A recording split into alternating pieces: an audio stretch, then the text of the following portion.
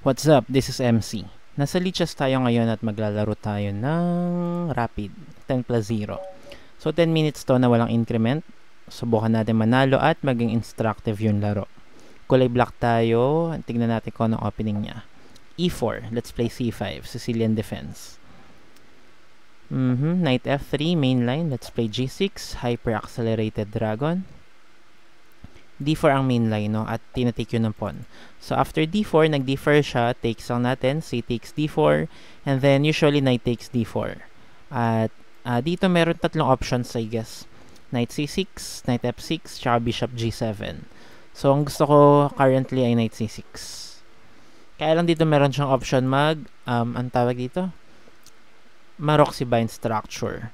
Kapag ganyan, develop lang tayo ng bishop, nag-C4 siya, Bishop G7 tayo, Bishop E3. Depensa. So, let's play Knight F6. Atake sa pawn sa E4. Nadidepensahan niya naman Knight C3. We just castle. Ano kayang gagawin niya? Usually ata Bishop E2, no? I think Bishop E2. Nag-take siya. Medyo hindi rin siya common, so let's take. Kaya hindi siya common kasi dagdag defender siya sa ano natin, sa D5 push. So nag E5 siya, attacking our knight, at kailangan nating iilag. I think ito lang naman ang logical square, E8. Then mapipilitan siya mag F4. At dyan lalabas yung problema ng posisyon niya. So lamang siya ngayon ng space, pero after na mga gagawin nating moves, mahihirapan yan siya. Let's play D6.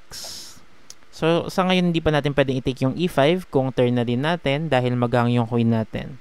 Pero let's say after Queen A5, lalabas yung problema ng kanyang posisyon. Uy, nag-take siya. So, let's take with Knight sa D6. May onting pressure tayo sa C4. May possibility din na mag-Knight F5 tayo. Meron pa din posibilidad ng Queen A5. I think lamang tayo dito. Ahead tayo sa development. Sige, Queen A5 tayo. Ayoko ng Queen trade. Kasi nga lamang tayo sa pwesto. Queen A5, pwede pa rin naman siya mag-castling. Kaya lang, titake natin yung knight niya. Titake niya ng pawn, titake natin ng queen. So, lamang tayo ng isang pawn doon. Queen C2. I think hindi yan magandang move dahil sa Bishop F5. So, may tempo tayo sa queen. At kapag nag-bishop d3 siya, I think meron tayong knight takes c4. So, hindi niya matatake ng bishop yan kasi maghahang yung queen niya. Nakapin yung bishop niya sa queen. Kapag tinake niya ng bishop natin, titake natin yung bishop niya sa e3, mafo-fork natin yung queen tsaka yung bishop. Tapos kakainin na rin natin yung bishop. So, I think one piece up tayo doon. Or at least pawn up, no? Pero I think one piece up eh. So, blunder po yung ginagawa niya, no? Lumabas yung problema ng kanyang too much pawn push, no? Hindi yun ganun ka-advisable. Kasi kailangan maging stable yung gitna. Kailangan naka-develop na lahat ng pyesa mo. Hindi pwedeng mag-rely ka sa isa or dalawang piece lang, or pieces. Kailangan lahat talaga involve. Importante din yung king safety. Tulad dito, hindi safe yung king niya. Obviously, nagiging problema yon. And I think one piece up talaga tayo eh. So, titake lang natin yung bishop at lamang tayo ng isang piece. Isa lang ba? O tama, isa. Ayan, analyze natin tong game na to, no? Medyo mabilis lang siya. Sige, E4, C5, Sicilian defense, Knight F3, mainline, G6, hyper accelerated dragon. Meron kasi tayong unang tinatawag na dragon. So, yung dragon, D6 yon. Then, D4, C takes D4, Knight takes D4, Knight F6, Knight C3, Knight C6, Bishop E3, Bishop G6, let's say F3, Bishop G7, Queen D2, castling, then castling. So dito I think playable naman siya. I think ito pa rin yung main line. Kaya lang, as black, ayokong makipag-deal sa G4, H4 ideas ng white. Tulad nga ng sinabi ni Bobby Fischer, Sa ganitong posisyon daw, parang white lang daw yung naglalaro at ang kailangan niya lang gawin ay checkmate, checkmate, checkmate. Ayoko ng idea na yon, kaya nalaman ko yung accelerated dragon kung saan hindi ka magdi-d6. So let's say e4, c5, knight f3, g6, d4, pawn takes, ay wait lang, mali pala. So ulit, e4, c5, knight f3, then dito ang hyper accelerated dragon, knight c6. I mean accelerated dragon. So, d4, pawn takes, knight f6, knight c3, g6, bishop e3, bishop g7, let's say f3, castling, queen d2, dito pwede tayo mag d5. Kanina kasi, mayroon d6, castling, d5, sayang yung tempo, di ba? So, sayang yung isang tempo. Kaya hindi muna natin ipupush yung pawn. Kaya siya tinawag na accelerated dragon kasi isang tempo lang yung gagamitin mo para sa pawn d5. Hindi ka na magdi-d6 then d5. Syempre meron yung advantages and disadvantages. Nasa pagalingan na lang yan ng pag-alam tsaka preparation talaga. So dito, ang pinili ko lang, ayoko lang sa linyang yan. Meron kasing after ulit e4, c5, knight f3, let's say knight c6, meron kasing bishop b5. So, hindi niya kailangan pumasok sa hindi niya kailangan pumasok sa main line at meron tinatawag na Rosolimo. At medyo gusto kong iwasan tong linyang to. Medyo wala akong preparation dyan. Kaya, ang pinili kong move order, g6. So, wala siya ma-atake doon na knight. And, let's say, nag-d4 siya, tinake natin. Ito na nangyari sa laban. So, wait lang, balik natin. Takes, nag-knight c6 tayo. So, wala na yung Rosolimo.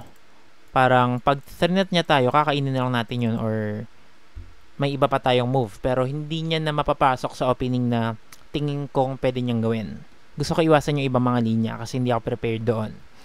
So, dito, medyo na-trick natin siya sa move order. Kaya lang, nag-c4 siya at isa yan actually sa mga structure na nakakainis kalabanin kasi napaka-solid niyan.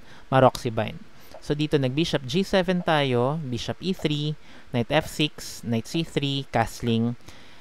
I think hindi talaga advisable ang take. Ang mga advisable ay f3, bishop e2, queen d2, or kaya knight c2. Yun yung mga alam kong common na linya. So, dito nag-take siya, nag-take tayo, and then nag-e5 siya. And I think hindi siya ganun kaganda kasi nga after knight e8, though nagre-retreat tayo, kaya lang meron siyang overextended pawn sa e5. Minsan mukha talaga yan maganda kasi nag-gain ka ng space, kaya lang ang problema dyan, hindi pa siya castled. Meron siyang dalawang develop lang na minor piece. At yun nga yung overextended pawn, pwede maging target. At yun nga yung nangyari sa laban. So nag-f4 siya, I think persado na yan kasi meron tayong bishop sa g7 na nagpa-pressure. Pwede rin naman siguro yung bishop d4, kaya lang meron tayo dun c5. So pag-capture niya, kakainin natin yung pawn. Napilitan siya mag-f4, nag-d6 tayo. Hindi rin naman siya obligadong capturein yan, pero kinapture niya. I think bad move din yun. So tinake natin ng knight. Castle na tayo, ay tayo sa development, tsaka wala tayong weaknesses. So meron man tayong isolated pawn sa queen side, pero actually magiging asset pa natin yan kasi yung mga open na b-file tsaka d-file, dyan natin nilalagay yung mga rocks natin. So dito nag-bishop e2 siya at nag-queen a5 tayo. Kung ipipilit niyo yung castling, we can take on knight on c3, kakapturein niya, kakapture natin ng queen. Meron siya ditong bishop d4, yan lang yung iniisip ko kanina, pero I think meron tayong enough counter. Kaya hindi tinuloy ko pa rin yung tactics natin. So dito hindi naman siya nag-castling, nag-queen c2 siya, and I guess pangit nga yan. Dito medyo napakalculate ako kasi iniisip ko yung bishop f4. Bishop f5, I mean. Kasi meron nga siyang bishop d3 counter. Kaya lang napansin ko nga na magang yung pawn sa c4. So ginawa natin yung bishop f5, nag-bishop d3 nga siya. Kung iilag niya yung queen niya, sayang naman sa tempo. Let's say nag-queen c1 siya dyan, I think I'm gonna play queen b4. So dagdag pressure lang sa pawn sa c4. Pag nag-e3 siya, I think we can play queen b3. So medyo positionally better tayo dyan. Kaya hindi rin niya ginawa yan. Ang ginawa niya bishop d3, which is tactically losing naman. So dito tinake natin yung pawn sa c4. Hindi pwedeng i-take ng bishop, magang yung queen. Nakapin yung bishop sa queen. So, ang tinake niya yung bishop natin sa f5 para wala ng pin. However, hanging yung bishop sa e3. Yan yung problema nung nag-f4 siya. Kung nakikita niyo yung f4 bilang good lang lagi para sa white, diyan kayo nagkakamali. Kasi may mga weaknesses din yan na nakakreate. Yung bishop sa e3, magiging hanging. Yung diagonal from a7 to h to g1, magiging weak. So, may mga weaknesses din yan. Tulad ng napakita natin sa laban na to, after knight takes, queen d3, knight takes bishop, naparesign na yung kalaban natin. Hopefully, marami kayong natutunan sa laro natin na to at sa analysis. At ma-apply nyo sa sarili nyo mga laro. Again, this is MC, always saying think more often. Thanks for watching and see you in my other videos. Bye-bye.